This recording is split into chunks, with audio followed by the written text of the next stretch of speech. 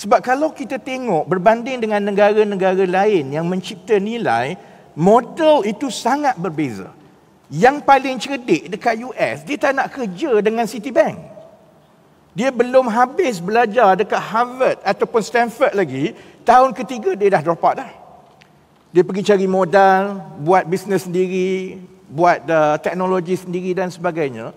And the last wave of the last 10-15 years of US, contohnya, economic growth was basically fueled by this class of people.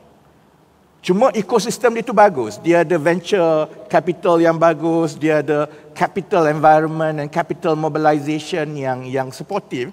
Tetapi idea itu, yang itulah yang melahirkan yang kita kenal sekarang. Elon Musk ke, Mark Zuckerberg ke, Jeff Bezos ke, mereka semua keluar daripada success model begitu. That I prefer to strike it early and take risk and fail much earlier, because after a while, I will be successful. Itu pada pandangan saya tidak wujud dalam masyarakat Bumiputera sekarang. Dan itu sesuatu yang kita perlu tengok balik kepada program design kita. Macam mana untuk kita, dan ini daripada sekolah, kepada universiti, kepada masyarakat dan sebagainya, barulah kita boleh unlock the value of the Malay and Bumiputera middle class yang pada pandangan saya sekarang ini terkunci. Kerana dia kelas menengah, gaji 30-40 ribu, rumah 3 biji, tapi kalau tanya dia, have you ever invested 20 ribu dalam satu venture yang lain? Tak pernah. Dia kena scam 100 ribu adalah.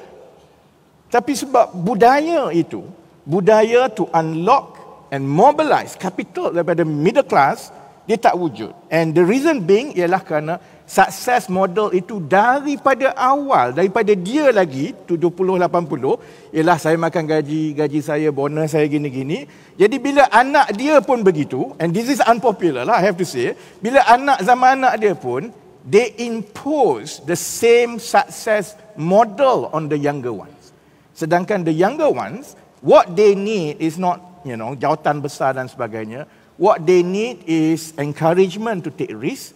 What they need is the system and our education system to uplift their creativity, and most importantly, terutamanya kepada Bumiputera Ventures, what they need is a wider and more efficient capital mobilization that doesn't depend entirely on government.